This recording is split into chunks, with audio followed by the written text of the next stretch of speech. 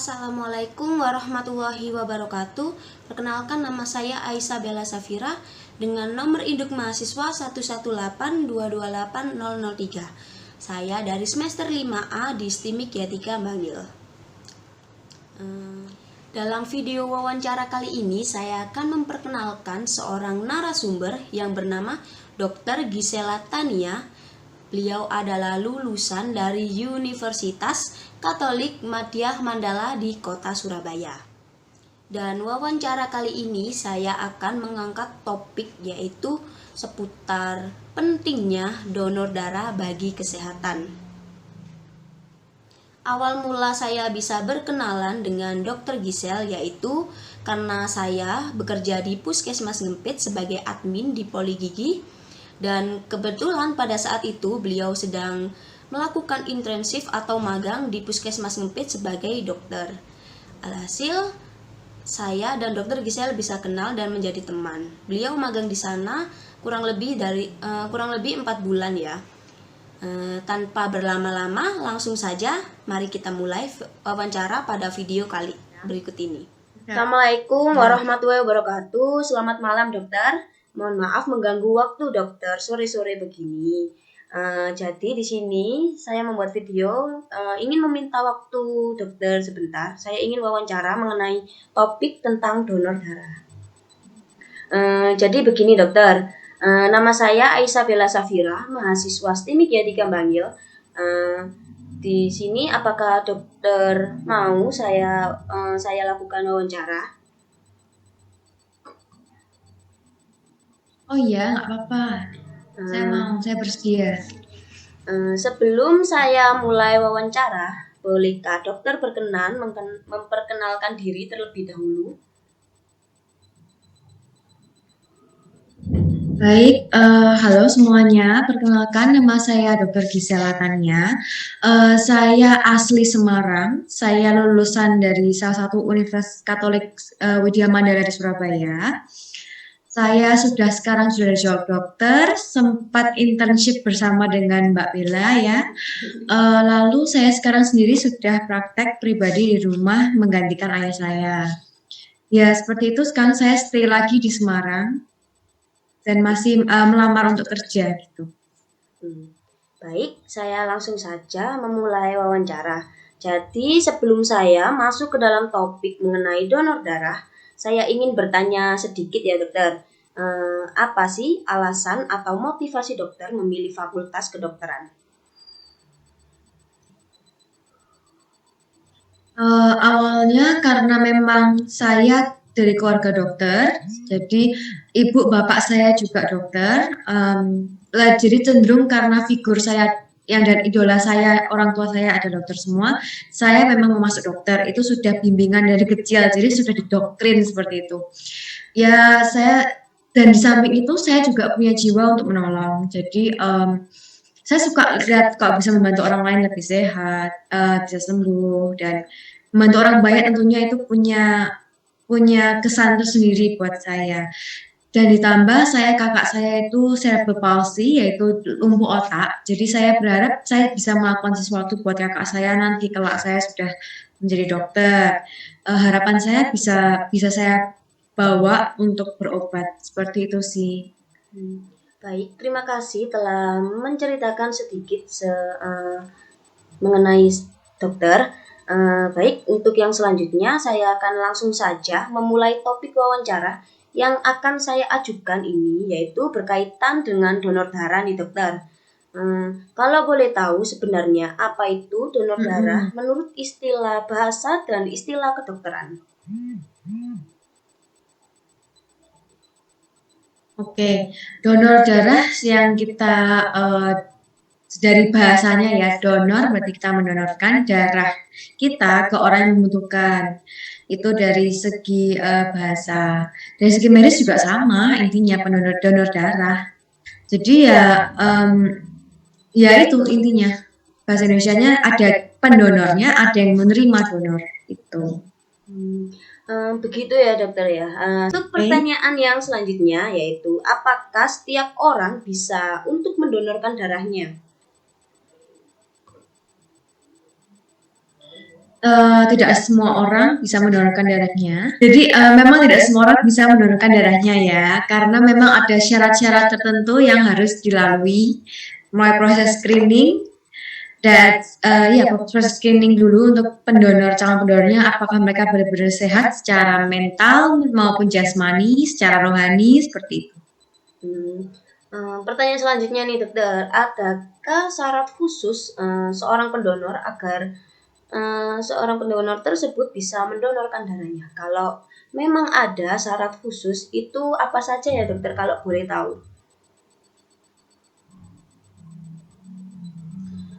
Syarat khusus pendonor tentunya kalau bisa ya sudah dewasa ya, 17 tahun ke atas yang pertama. Yang kedua, bagi seorang wanita yang sedang menstruasi tidak saya izinkan atau tidak saya anjurkan untuk mendonorkan darah. Yang kedua, dan yang ketiga harus sehat itu secara jasmani rohani. Jadi kita screening semua pasiennya, apakah HB-nya sudah bagus, apakah dia sudah siap mendonorkan dengan HB yang cukup. Kalau tidak cukup, takutnya pendonornya yang kenapa-napa. Jadi seperti itu. Terus apakah dia sehat juga? Apakah ada penyakit lain yang menyertai, mungkin HIV atau sesuatu yang kronis yang bisa menularkan orang lain. Jadi kita screening juga dari awal seperti itu. Wah, ternyata banyak ya dokter syarat untuk menjadi pendonor tersebut dan tidak boleh sembarangan ya dokter pastinya. Harus memenuhi syarat-syarat yang telah dokter sebutkan tadi. Lalu untuk pertanyaan selanjutnya nih Iya. dokter, kalau boleh saya tahu dok, kalau boleh saya tahu apa saja prosedur yang harus dipenuhi seorang pendonor agar mereka bisa mendonorkan darahnya?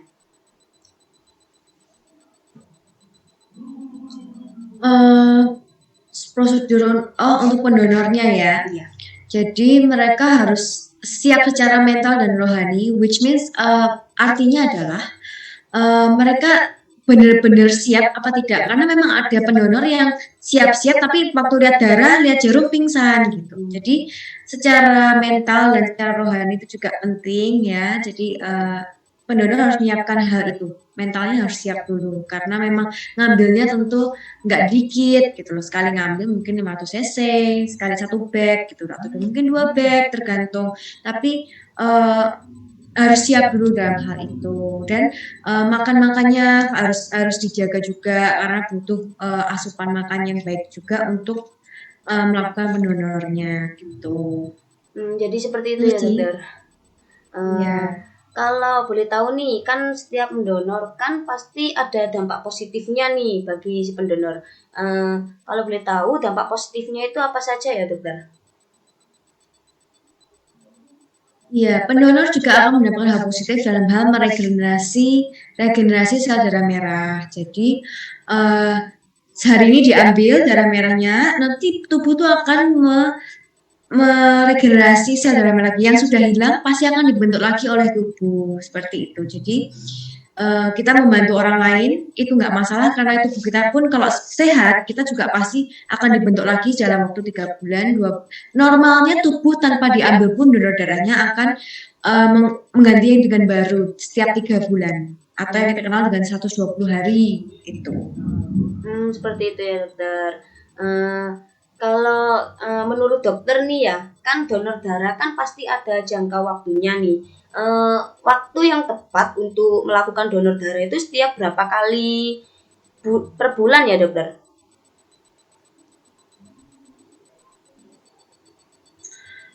3 bulan sekali, oke.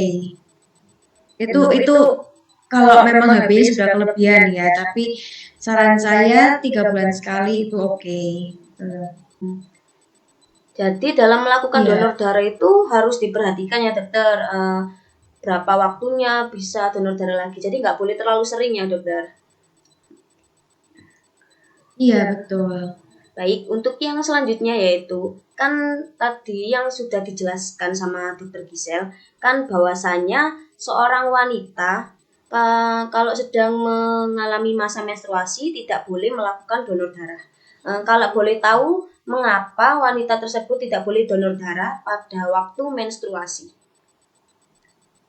Iya, pertama karena mungkin itu kalau secara agama ya itu tidak suci itu yang pertama. Yang kedua, karena memang lagi mengeluarkan darah, karena kok kami wanita ya menstruasi itu termasuk golongan pendarahan berat. Kalau 500 cc yang keluar, karena setiap orang berbeda keluarnya dan dihindari untuk mengeluarkan lagi, apalagi kalau sekali ngambil berapa bag itu sudah pendarahan berat sekali, jadi akan bahaya buat calon pendonor. Jadi takutnya malah kenapa-napa, contoh shock, tiba-tiba nggak sadar malah. Jadi hal-hal seperti atau organ-organ dalamnya rusak karena banyak sekali darah yang dikeluarkan dan tubuh tidak sempat untuk mengkoreksi. Jadi itu yang kita takutkan. Nah, itu yang kita cegah juga untuk tidak mengambil darah saat mens.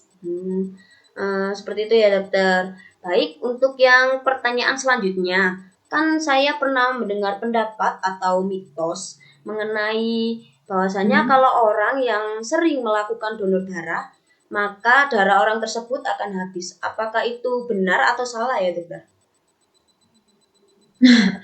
Ya jelas salah ya karena tentu kita sudah diciptakan sama Yang Maha Kuasa.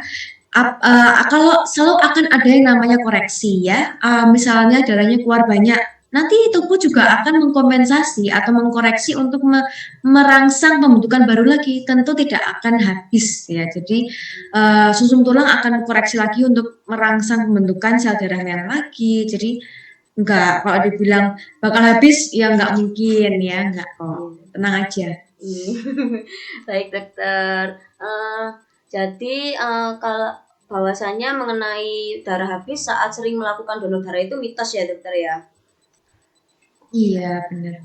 Sepertinya tadi pertanyaan yang terakhir dokter. Jadi terima kasih telah memberi waktunya pada sore hari ini, memberi informasi, memberi ilmu. Terima kasih banyak dokter. Mohon maaf telah mengganggu waktu dokter sore hari ini. Iya, nggak apa-apa. Terima kasih banyak ya sudah menyempatkan waktu juga untuk mengajak saya, udah memilih saya juga, dan semoga ilmunya bermanfaat buat kalian semua. Amin dokter. Kalau gitu saya pamit dulu ya dokter. Terima kasih. Selamat sore. Wassalamualaikum warahmatullahi wabarakatuh. Waalaikumsalam warahmatullahi wabarakatuh.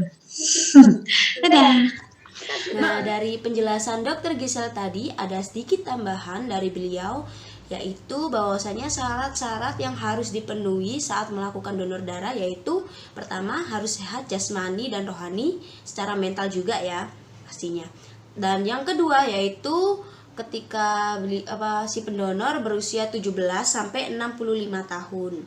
Lalu untuk yang selanjutnya tensinya harus normal, tekanan darahnya harus normal. Lalu ada berat badan minimal 45 kg. Dan yang selanjutnya ya ada kadar hemoglobin yang harus normal, yaitu normalnya kisaran dari 12,5% sampai 17%. Jadi gitu. Dan kesimpulan dalam video ini adalah kita bisa tahu apa itu donor darah, pentingnya donor darah bagi kesehatan juga. Terus ada syarat-syarat yang harus dipenuhi oleh si pendonor, lalu ada prosedur dan pedoman yang harus dipatuhi oleh si pendonor, rentan usia yang bisa mendonorkan, lalu siapa saja yang bisa mendonorkan. Jadi begitu. Banyak banget ilmu yang beliau sampaikan dan yang saya dapat. Jadi terima kasih atas video kali ini. Saya rasa cukup untuk wawancaranya. Mohon maaf apabila ada kurangnya penjelasan atau kekurangan dalam video saya. Terima kasih. Wassalamualaikum warahmatullahi wabarakatuh.